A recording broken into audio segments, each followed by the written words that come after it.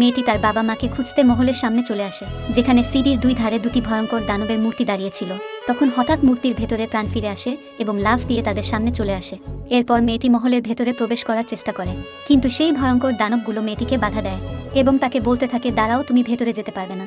মেয়েটিকে বাধা দেওয়া সত্ত্বেও সে তাদের কথা শুনে না এবং সে আবার ভেতরে যাবার চেষ্টা করে।